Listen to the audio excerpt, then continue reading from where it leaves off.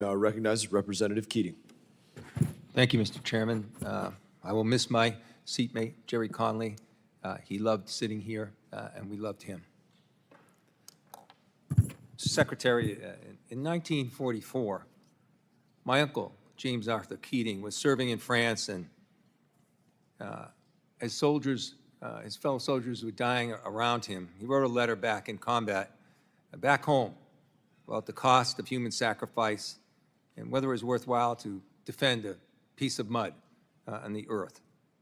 Only a week after that letter, he answered that question while carrying lead in himself, as one of the people in his command was exposed and injured. He was wounded himself carrying lead and crawled out there, brought him back to safety, saved his life, and as he was going for another person, was machine gunned to death himself and killed in action. What's up, everyone? Welcome back to True Voice, the place where we speak truth to power and stand for real American values, democracy, accountability, and peace with justice. I'm your host, Andrew, and if you haven't yet, make sure to hit that subscribe button. Let's grow this community of people who actually give a damn about the future of this country and the world. So, this clip is from a recent congressional hearing where Secretary Marco Rubio, that Marco Rubio, gets grilled by Representative Bill Keating about Vladimir Putin and war crimes in Ukraine. Let's watch. 400,000 other American families gave the same sacrifice, but the peace and prosperity that came forward the world has never seen. It's a transatlantic alliance where our allies sacrificed their young men and women when America was attacked in 9/11, and economically, they're a $1.6 trillion trading partner with us with 16 million jobs on both sides of the continent. So my questions today are looking for clarity on where we stand with our allies and partners for more than 80 years, because they're expressing their doubts. They're expressing their doubts publicly. They've expressed it to me privately. So as the face of our country, as the lead foreign policy representative in the United States, I'm just looking for this clarity. So first, simply answer this question, if you will. Is Russia the aggressor in this Ukraine war? Yeah, Russia invaded Ukraine. So they are the aggressor in this war, correct? They invaded them, yes. Well, thank you, sir, because it's important to get this clarity, because President Donald Trump said it was Ukraine that started this war, and our allies have the right to know this. Secondly, the person we're negotiating with, Vladimir Putin, is he a war criminal? Well, I think you can look at instances that have happened there and certainly characterize them as war crimes, but our intent is to end the war. Is he a war criminal? We can't end the war without talking to Mr. Putin. That's pretty simple. Is he a war criminal? Well, that's this man we're negotiating with, Vladimir Putin. Is he a war criminal? That's not tough. But what? I'm trying to answer your question by telling you that we're trying to end the war here. Go ahead. No, it's not a simple answer. You are equivocating, sir. Just answer the question. I'm answering your question, and the answer is that war crimes have been committed, no doubt. And who's responsible for that? There will be time and place for that accountability. But right now, the job is to end the war. So you won't answer the question. If we don't end the war, people are going to get reclaiming killed. my time, sir. Let me go on. Because I don't understand this. Because you're sitting in front of us now as Secretary of State.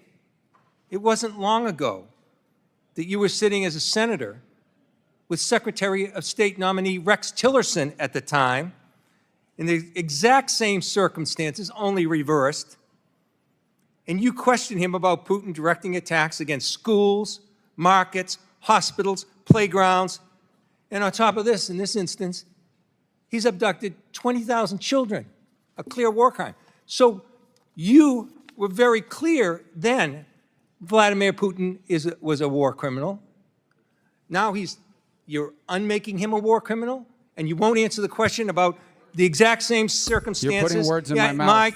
I'm reclaiming my time, sir. You're putting words in my mouth. And you know what you said to Secretary Tillerson at the end of his answer when he equivocated just as you are right now? I've not equivocated. You said, you just don't let me sure answer. Sounds like it to me. Then I'll give you a second chance. Is Vladimir Putin a war criminal?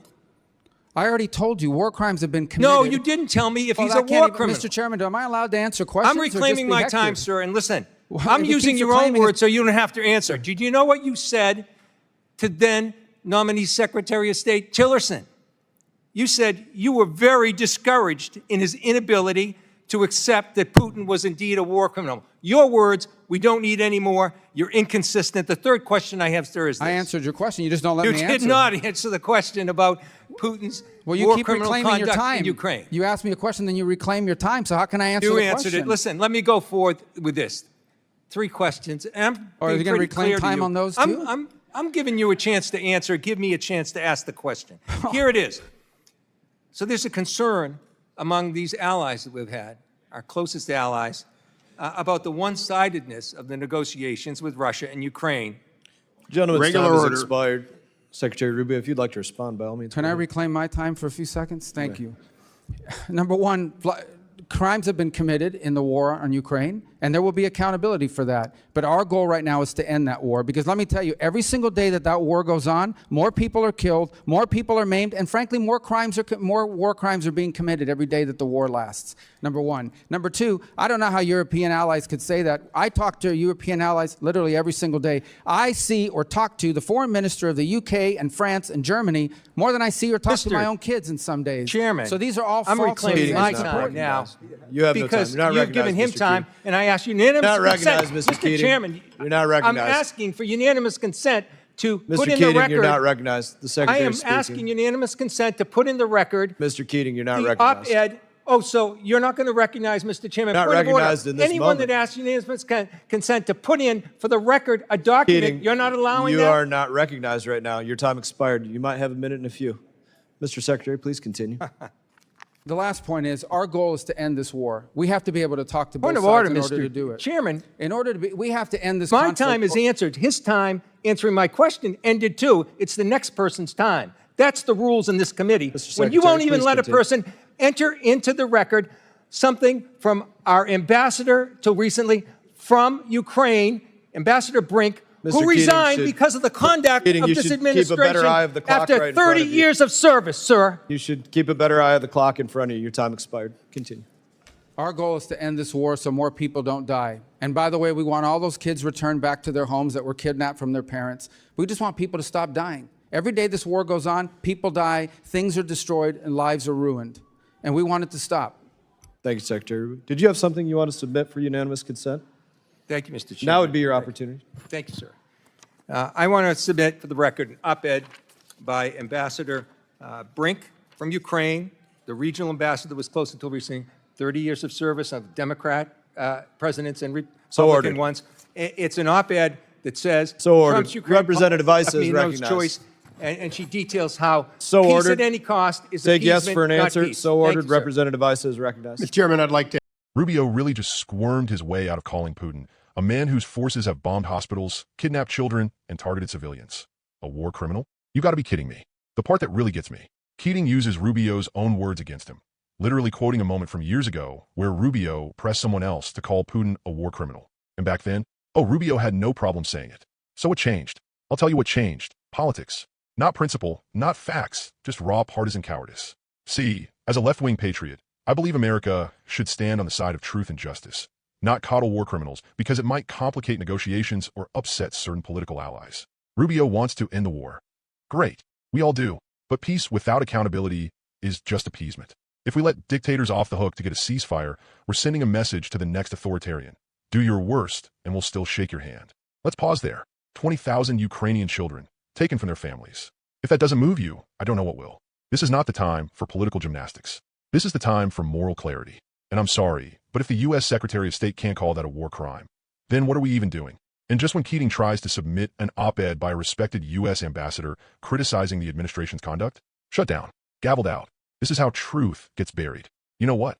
Democracy doesn't die in darkness. It dies in procedural games, selective outrage, and spineless leadership. If you're watching this, you know that being patriotic doesn't mean blind loyalty. It means holding our leaders accountable, no matter the party. We can't fight authoritarianism abroad while excusing it at home. So what do you think? Should our leaders call Putin what he is, a war criminal? Drop your thoughts in the comments.